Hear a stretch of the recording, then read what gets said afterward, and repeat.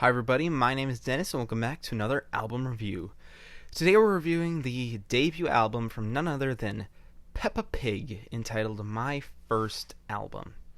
I just want to start off by saying I apologize for the lack of content over the past few days. I actually have my double XL freestyles video ranked. I don't know why, but YouTube's not letting me upload that video. I'm having issues with it. I might just put something in the comments when I finally get my Cypher ranked video up. But for now, I just can't get it up. I've been trying to work on that, and I just can't seem to get anything to work for it. So I apologize about that, but I decided I just better get back into the swing of things. I hope this video will record. If it does, then you're watching this right now, but if not, oh well. So anyways, the debut album from children's cartoon star Peppa Pig. Now, this is going to be a completely unironic review. I'm not memeing right now. Any praise or criticism I give to this album right now is actually legitimate. It's not me joking around just because a lot of the memes that have been surrounding this album. This is a legitimate review. Just want to get that straight. So this album is 16 tracks, but most of the tracks are fairly short, so the album does go by in just a little over 30 minutes, which makes it a decent length for what it is. It's not annoyingly long, but it's not so short it just goes by without making any impact, which I actually appreciate. I thought it was a fair length for what it is. And for children's music, it's surprisingly not all that annoying most of the time. And there are some legitimately good children's songs on here. I especially like the opening track, It's Peppa Pig, which serves as an introduction to Peppa Pig as a character and a lot of the family surrounding her. It has an actually good instrumental to it, and I think the childlike vocals, not just on this song but across all the songs, and oftentimes we have these choruses of children singing, really just does add to the wonder and children's spirit that this whole album embodies.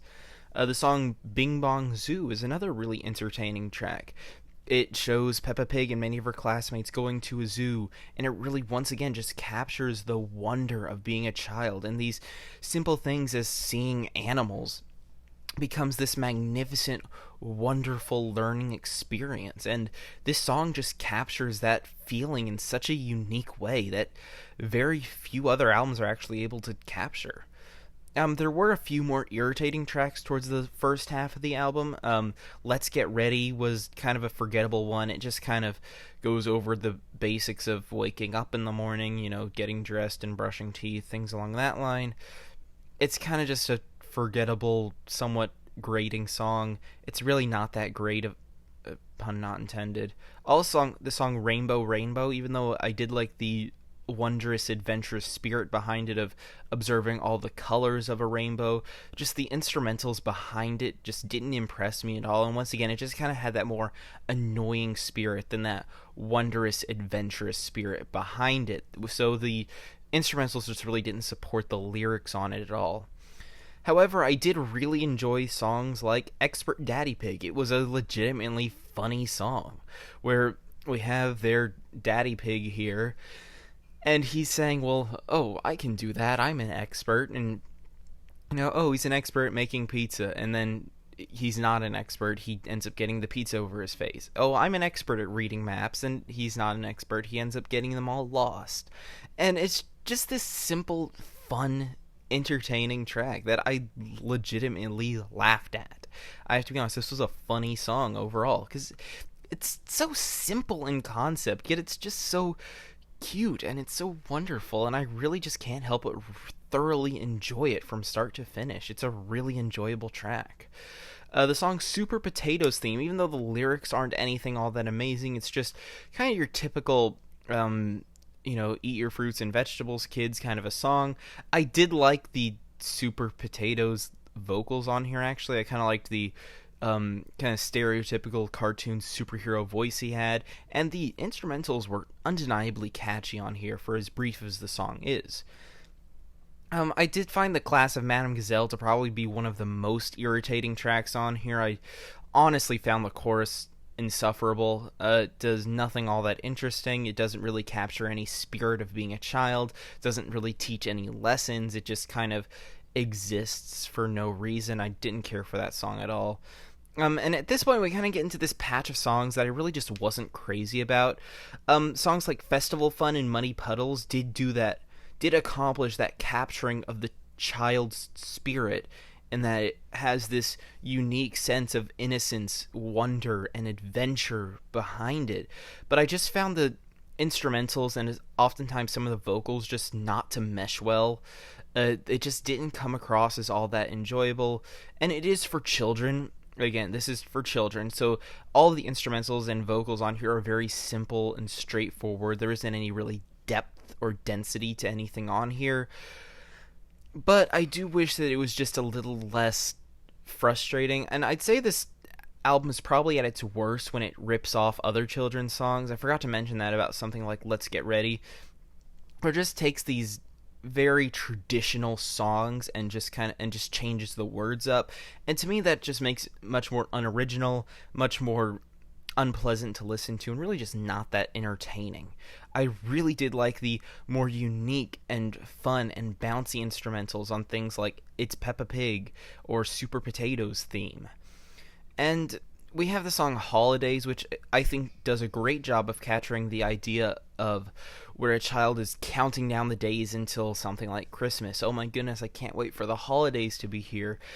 And you don't see that kind of attitude in any contemporary adult music, because those emotions don't flow through the heads of normal adults. And so we have these childlike emotions and sentiments and thought patterns here that just provide such a unique insight into the mind of a child. And I do think this album captures that insight and that thought process in a really amazing way. I have to be frank about it. And again, there are some irritating tracks here and there, but towards the latter half, or not the latter, but the very last stretch of the album, there's actually a few legitimately great songs.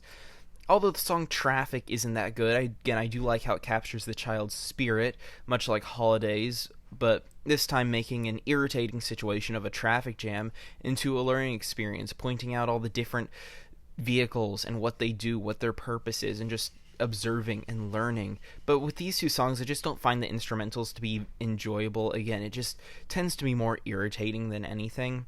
However, the final 4 tracks on here, I actually enjoyed all of them. Balloon Ride was easily one of the best songs on here. It has a really beautiful and blissful instrumental, has one of the best vocal performances across the entire album, and this is easily the most wondrous and most adventurous song on this album. I love the lyrics on here, where it's just Peppa Pig taking a balloon ride.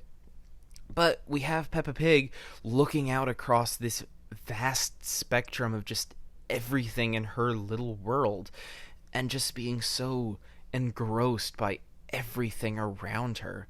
And it's just such a wholesome, sweet, and a heartwarmingly cute song.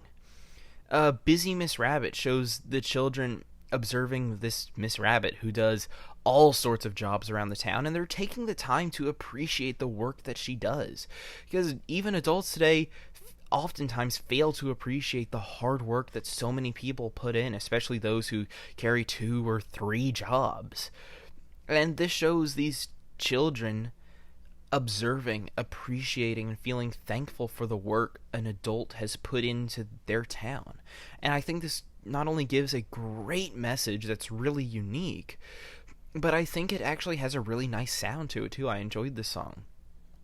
Peppa Party Time has almost an electric feel to it, which is unlike any of the other songs on here. It definitely has some more EDM influences behind the instrumentals, but it's actually good. It's simple, it's not too cluttered, it's not too dense, it's not all that irritating, but it's just kind of fun music that I could easily imagine your average 3 to 5-year-old just having a ball dancing around the living room to. It's just a fun song overall, especially for kids. And the final song on here, Peppa's Lullaby, is legitimately beautiful. I think that it has a really sweet, soft, and relaxing instrumental. The vocals are very blissful, gentle, and calming, and I think it was a really proper way to close out this album. So all that being said, despite all the memes surrounding this was actually a pretty good album. Again, this is completely unironic. This was a good album. There were definitely points on here where it does succumb to the typical trends of children's music, where it tends to just be repetitive and irritating and earwormy in the worst ways possible. But other times we have these really legitimately fun, catchy, and really just wholesome children's songs that if you don't, I can see why someone might not like the vocals on this thing relatively from start to finish even. But if you can really just get past that and accept that this is all from a child's viewpoint, it becomes a really interesting character study, whether intentional or not, onto the mind of a child. So, I mean, with all that being said, I'm honestly feeling a light 7 on this. I would say check it out. Give it a listen. Think about what it says about children and their mindset and things along that nature. But I'd love to hear your thoughts on this album, maybe anything that I missed when covering it. Be sure to tell me how wrong my opinion is, as always, and I'll see you in the next review.